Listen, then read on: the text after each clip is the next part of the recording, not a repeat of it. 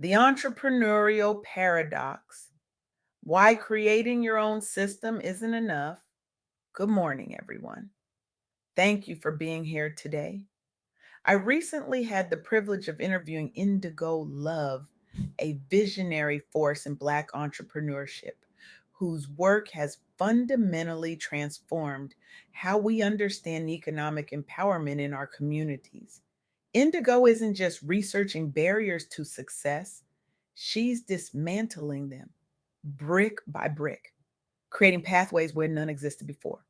Her revolutionary approach has inspired thousands to reimagine their relationship with work, wealth, and community impact. What makes Indigo truly exceptional is her refusal to accept simplified narratives. She digs deeper, questions assumptions, and illuminates truths that others miss. If the system isn't working for you, create your own. This mantra echoes throughout our culture, doesn't it? It's a seductive promise that entrepreneurship offers an escape route from the constraints of corporate America, a path to true freedom, a way to finally build wealth on your own terms without the glass ceilings, microaggressions, and structural barriers that define traditional workplaces for so many Black professionals. But here's where things get uncomfortable. What if I told you that this narrative, while powerful and sometimes true, contains a fundamental deception? What if entrepreneurship, the very thing promoted as the ultimate solution, actually reproduces many of the same barriers it promises to overcome? This is the counterintuitive reality that Indigo Love's research has uncovered, and it's what I want to explore with you today. Let's start with a striking statistic. A 2024 LinkedIn study found that 77% of Black professionals aspire to become entrepreneurs within the next year. That's more than three-quarters of Black professionals dreaming of starting their own ventures. Yet, in that same study, 63% report being unsure how to begin due to significant barriers they face. Think about that disconnect for a moment. The desire is overwhelming, but the path forward remains obscured for nearly two-thirds of those with entrepreneurial aspirations. We've been sold a particular story about entrepreneurship that is the ultimate meritocracy, that unlike corporate America, your success depends solely on your hustle, your vision, your determination. But this framing misses something crucial. The playing field was never level to begin with. The truth is, entrepreneurship doesn't exist in a vacuum.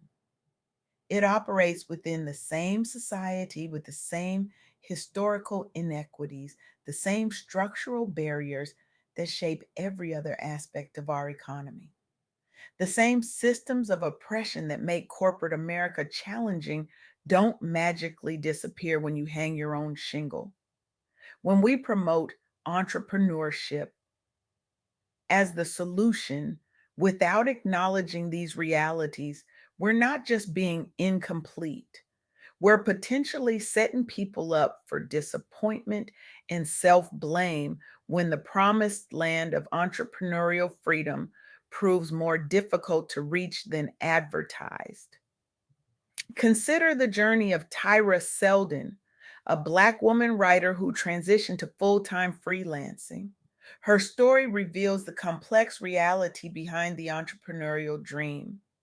Tyra didn't just face the universal challenges of building a business, she confronted specific barriers, a lack of visible role models who looked like her in her field, limited access to mentorship, cultural messaging that discouraged unreliable career paths outside traditional employment, the exhaustion of wearing many hats without support systems that more privileged entrepreneurs often take for granted. What's remarkable about Tyra's story isn't just that she overcame these obstacles, though she did, eventually building a sustainable career. and becoming known among her peers as the successful freelance writer. What's truly instructive is how she did it by becoming the very resource she had initially lacked. She began mentoring others when possible. She sought out online communities and built networks from scratch. She became an advocate among her peers, helping shift perceptions about what was possible for Black freelancers. In other words, she had to build the infrastructure of opportunity alongside her own business. This pattern repeats across countless stories of Black entrepreneurship. It's not enough to simply start a business. There's often an additional burden of creating the supportive ecosystem that others might find readily available. This brings me to another powerful example that illuminates this reality. In Charlotte, North Carolina, Cathay Dawkins and local leaders recognized this gap and took action. They founded the Innovation Center, the first dedicated hub for Black owned businesses in the city. Why was this necessary?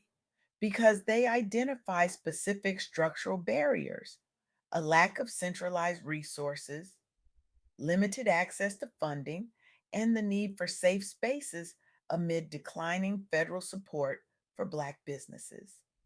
Their solution wasn't just to encourage more entrepreneurship, it was to build the missing infrastructure: co working spaces, a retail and distribution center, programs connecting farmers with technology, and event spaces for networking and conferences.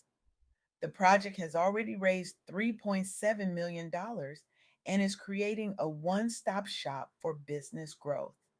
Its impact extends beyond individual businesses to address broader community needs: economic growth, food disparity reduction, and expanded professional networking opportunities.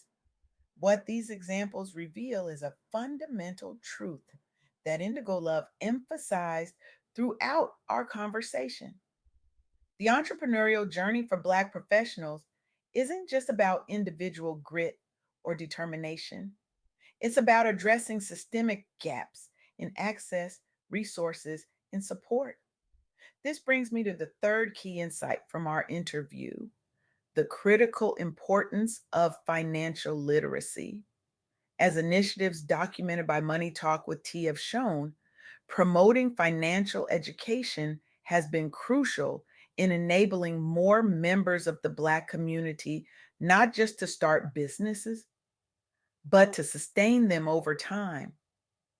The challenges here are significant: low levels of generational wealth transfer and limited exposure to business finance concepts. But the solutions are emerging through community driven approaches: workshops targeting financial education, peer to peer learning circles, and pipeline programs guiding young adults into entrepreneurship. The results speak for themselves. Participants report increased confidence in managing business finances, and communities with these programs show higher rates of business formation and sustainability. What connects all these examples is a profound shift in how we think about entrepreneurship for Black professionals. It's not simply about encouraging more people to start businesses. It's about recognizing and addressing the ecosystem gaps that make entrepreneurial success unnecessarily difficult to achieve. This perspective challenges a deeply held assumption in American culture that entrepreneurship is primarily an individual journey, a test of personal merit and determination. The reality is far more complex and interconnected. True entrepreneurial empowerment requires community infrastructure, mentorship networks, and financial education systems that many communities currently lack. When we frame entrepreneurship as purely an individual pursuit, we inadvertently place the full burden of systemic problems on individual shoulders. We set people up to blame themselves for failures that often have structural roots. But here's where hope emerges. When we recognize these realities, we can begin to address them collectively. We can build the missing infrastructure. We can create the support systems. We can develop the educational resources that make entrepreneurial success more accessible. This is the work happening in communities across the country, often led by the very entrepreneurs who have navigated these challenges themselves. People like Indigo Love, whose insights have shaped this conversation today. The implications extend far beyond individual businesses.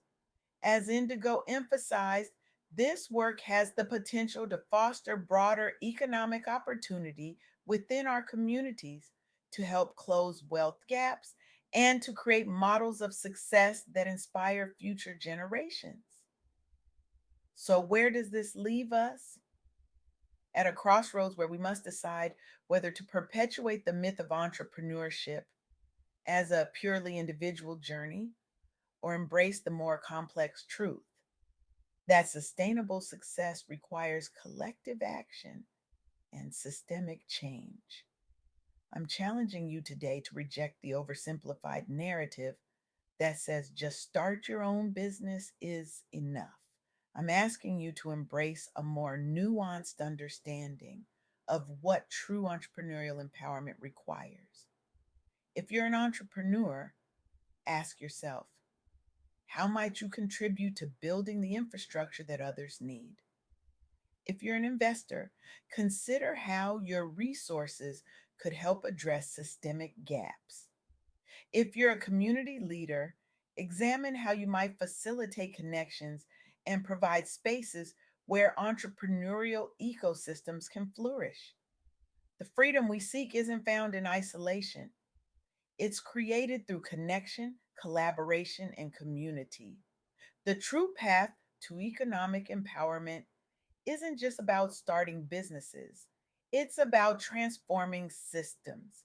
This is our collective work. This is our shared responsibility. And this is our opportunity to create not just individual success stories, but a new economic reality where entrepreneurship truly delivers on its promise of freedom and empowerment for all. Thank you.